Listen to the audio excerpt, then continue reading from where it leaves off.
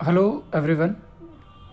आज हम बात करेंगे दी तमिलनाडु मर्केंटाइल बैंक के आईपीओ के बारे में। वैसे ये बैंक आप इसके लोगों के अंदर देख सकते हो, ये कुछ 100 साल पुराना बैंक है, ठीक है ना। और ये एक प्राइवेट सेक्टर का बैंक है जो banking and financial services provide करता है। ये डिटेल आपको चित्तौड़गढ़ वेबसाइट पर मिल जाएगी। अगर आप चित्तौड़गढ़ वेबसाइट के ऊपर तमिलनाडु मर्केंटाइल बैंक के आईपीओ के बारे में सर्च करोगे तो डिटेल्स आपकी स्क्रीन पर अवेलेबल होगी। मैं आपको ब्रीफली इन सब चीज़ों के बारे में बता देता हूँ। ये जो बैंक है वो प्राइवेट सेक्टर का एक पुराना प्लेयर है। ये जो है वो retail customers, micro, small and medium जो एंटरप्राइजेज होते हैं जैसे कि एमएसएमईज, उनको ये लोन प्रोवाइड करता है। उनको ये banking and financial services provide करता है, ठीक है ना। और इनके पास एक बहुत ही स्ट्रॉन्ग पोर्टफोलियो है एंड एक wide range of customer base है, ठीक है ना। जो जो उनको मिलते हैं, रिटेल कस्टमर्स होते हैं, इनके एग्रीकल्चर कस्टमर्स होते हैं और एमएसएमईज होते हैं। अभी तक अगर मार्च 31 2022 की बात करें तो उनके पास करीबन करीबन कुछ 509 जितने ब्रांचेज हैं और टोटल कुछ 50 लाख यानी 5.08 मिलियन जितने कस्टमर बेस हैं। इनके तमिलनाडु के अंदर कुल 369 ब्रांचेज है और बाकी इनका जो प्रेजेंस है वो 15 स्टेट्स और 4 यूनियन टेरिटरीज पर है। वैसे इनके कुछ स्ट्रॉन्ग पॉइंट्स के बारे में अगर बात करें तो सबसे पहला the first thing which comes in our mind कि ये जो तमिलनाडु मर्केंटाइल बैंक है वो कुल 100 साल से पुराना ट्रैक रिकॉर्ड है। तो एक लंबा ट्रैक रिकॉर्ड है, एक अच्छा ट्रैक रिकॉर्ड है।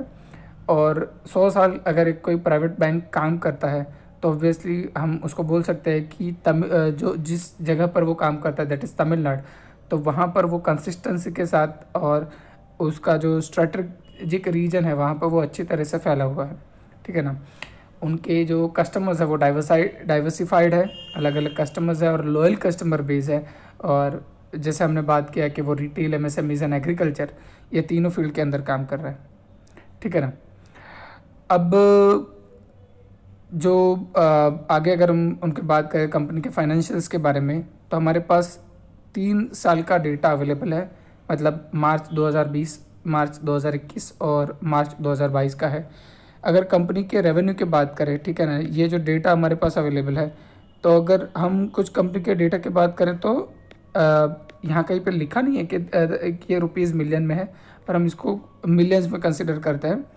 तो कुछ उनके पास 42,758 था, मतलब कुछ मिला के 42,750, 42,750 ले ले। उसके टोटल असेट 47,500 हुए, मतलब कुछ 5,000 से ज़्यादा कुछ बड़े हैं, ठीक है ना। और फिर 47,500 से 52,000 हुए, तो एवरी ईयर उनके एसेट्स बढ़े हैं। रेवेन्यू की बात करें तो 4,000 थे, फिर 4,250 हुए, फिर 4,650 हुए, तो रेवेन्यू भी बढ़ रहा है। प्रॉफिट आफ्टर टैक्स भी कंटिन्यूसली ग्रो हो रहा है, जैसे कि 465 थे, फिर 650 हुए, फिर 900 हुए।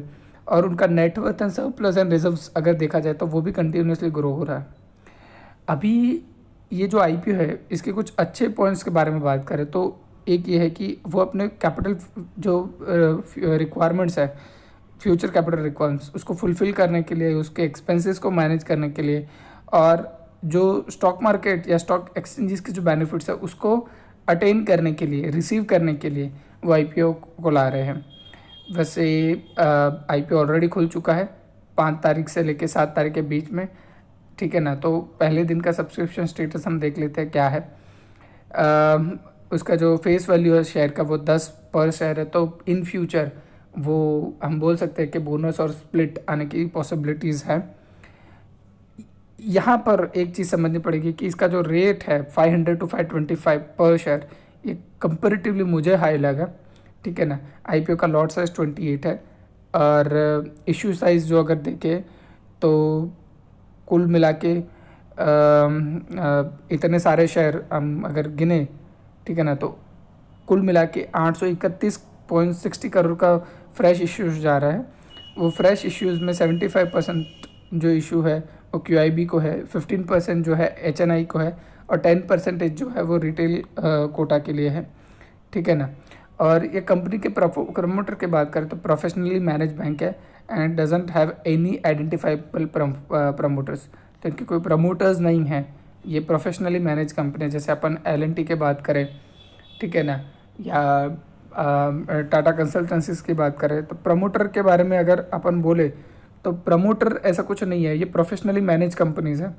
जैसे कार ट्रेड के बारे में बात करें, ओके, तो IPO के बारे में हमने इंपॉर्टेंट डिटेल्स जान के 5 तारीख को ऑलरेडी खुल चुका है, 7 तारीख को वो ये बंद होगा, 12 तारीख को अलॉटमेंट होगी।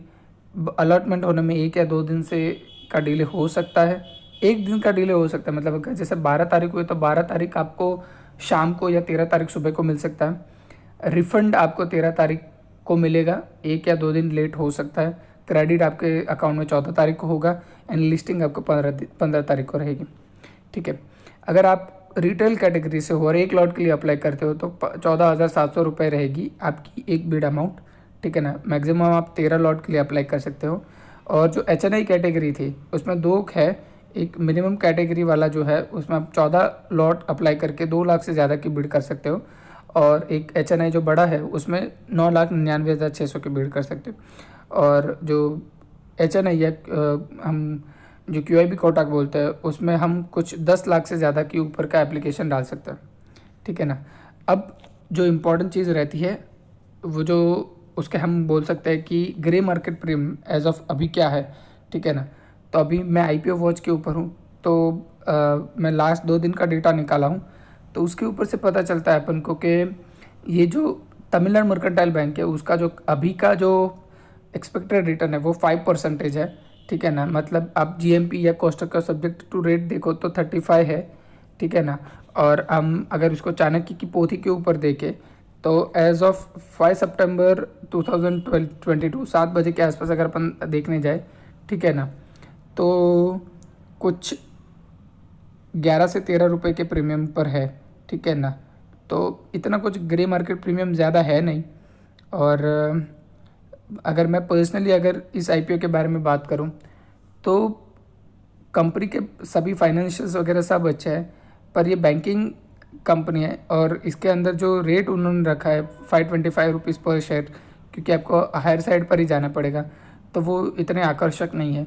तो आप वेट कर सकते हो 3 दिन के सब्सक्रिप्शंस के बारे में, और तीसरे दिन ही आप डिसीजन कुछ ले सकते हो। Thank you very much.